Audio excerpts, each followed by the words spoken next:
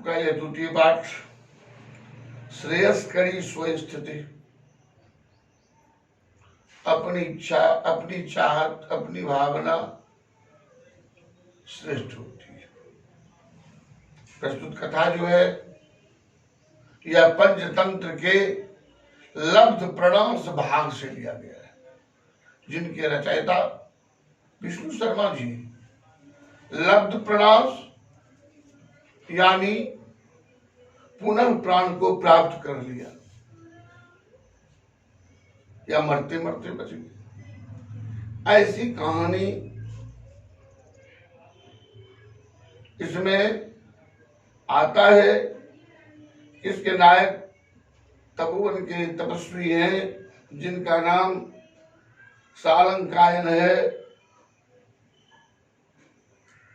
वह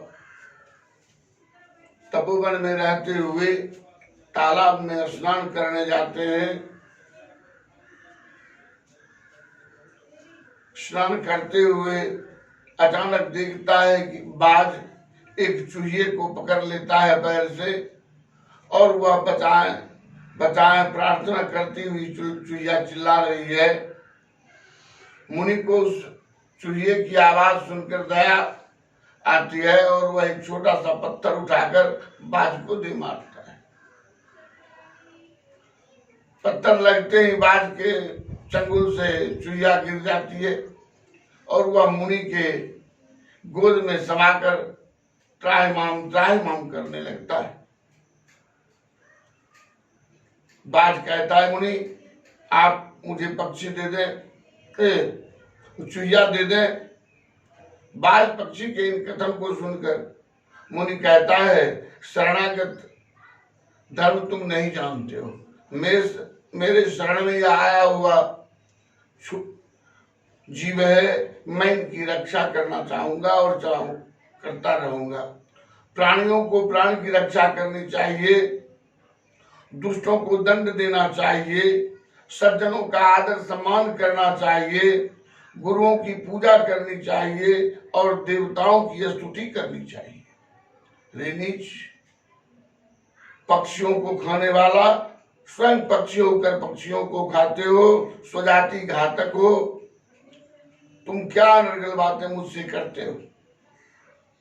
बाज ने कहा, है मुनि आप सूक्ष्म धर्म को नहीं जानते, जीव ही जीव का भोजन होता है। परंतु मुनि ने इसका खंडन किया। यहाँ भी सभी प्राणियों की रचना करते समय ब्रह्मा ने जो सृष्टि का चयन किया, उनमें दया, धर्म, करुणा का भी स्थान रखा गया है। इस तरह से दोनों में लंबी वार्ता होती है और बाज निराश होकर चला जाता है। चूहिया प्रार्थना करती है, हे मुनि आप मुझे अपने पास ले चलें, थोड़ा सा अनाज दे दीजिएगा, मैं किसी कोने में पड़ी रहूंगी, मैं आपको हानि नहीं पहुंचाऊंगी, आप मुझे बचा लें। मुनि को हंसी आती है, कहा ठीक है मैं तुम्हें अपने यहाँ ले जाऊंगा। फिर मुनि सोचने लगता है कैसे ले जाऊं, किस रूप में ले जाऊं। तो उन्हें माल की लज्जा बस वह उसे एक लड़की बना देता है और उसे लेकर चला जाता है। वहां जाने के बाद वह पलने लगती है। मुनि की पत्नी भी प्रसन्न होती है कि हमें कोई संतान नहीं था, हमारी एक बेटी आ गई, और यह सोचकर उसे पालने लगती है। मुनि को भी वह कहती है कि हे मुनि आप पिता हैं, क्योंकि संसार में 5 पिता माने गए हैं, जन्म देने वाले, संस्कार देने वाले, विद्या प्रदान करने वाले, अन्नदान अर्थात भोजन पालन करने वाले तथा रक्षा करने वाले, ये 5 पिता माने गए। जनिता चोपनीता चो यस्तु विद्यांग प्रयच्छति, अन्नदाता भयत्राता पंचैते पितरा स्मृता। ये 5 पिता की श्रेणी में आती है। अतः हे मुनिवर आप पिता हैं और इनके योग्य वर को ढूंढें, क्योंकि यह बड़ी हो चुकी। और आप वर ढूंढते समय हे मुनिवर आप 7 लक्षणों का ध्यान कीजिएगा। यह प्रश्न उठने वाला है, पिता कितने हैं, वर में कौन कौन सा गुण होना चाहिए जो हम विवाह के लिए ढूंढे। तो वहां 7 गुणों की चर्चा की है। कुलंच शीलंच सनाततांच विद्यांच वित्तंच बपुस वयश्च एतान 7 गुणान परीक्ष दे कन्या बुधे शेष मचंतिनियम। 7 गुण दिया।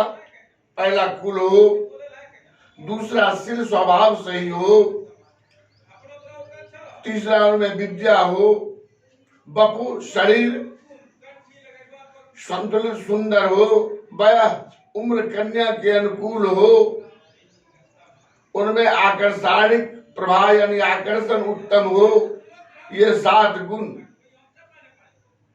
होना अनिवार्य है और इन 7 गुणों को देखकर विचार कर आप कन्यादान करें। इस तरह से मुनि विचार आदि करके प्रथमतः प्रकृति अधिशक्ति देवता भगवान सूर्य से प्रार्थना की। तो भगवान सूर्य मुनि की स्तुति को स्वीकार करते हुए कहा ठीक है मैं ग्रहण करूंगा। लेकिन चुईया ने अस्वीकार कर दी, अर्थात उस लड़की ने अस्वीकार कर दी, क्योंकि ये काफी ताप से युक्त है, मैं इनके धन को स्वीकार न करूंगी। इसके बाद मुनि ने मेघ से प्रार्थना की। मेघ तो तैयार हो गए, परंतु उस लड़की ने उन्हें काला कलूटा कहकर त्याग दिया। फिर इसके बाद उन्होंने पर्वत से प्रार्थना की। पर्वत से प्रार्थना करने के बाद पर्वत भी तो तैयार तो हो गए, लेकिन लड़की ने उन्हें परम कठोर कहकर त्याग दिया। तदुपरांत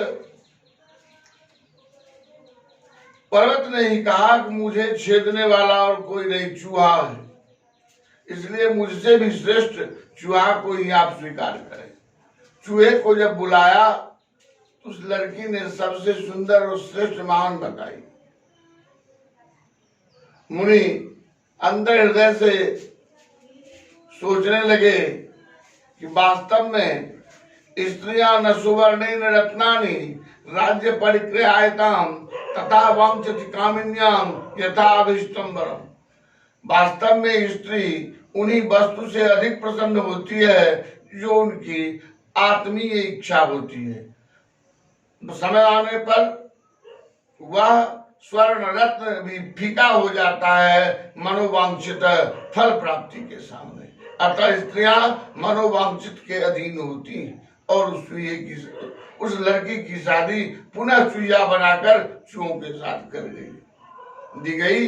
इस तरह इसका मूल कथानक तपो तथा यानी स्त्री जो चाहती है श्रेयस करी सबसे अच्छी है अपने मन की स्थिति। पाठ पूर्ण होता है। एक अंक का स्तंभ में भी नाम आते हैं, स्थान आते हैं।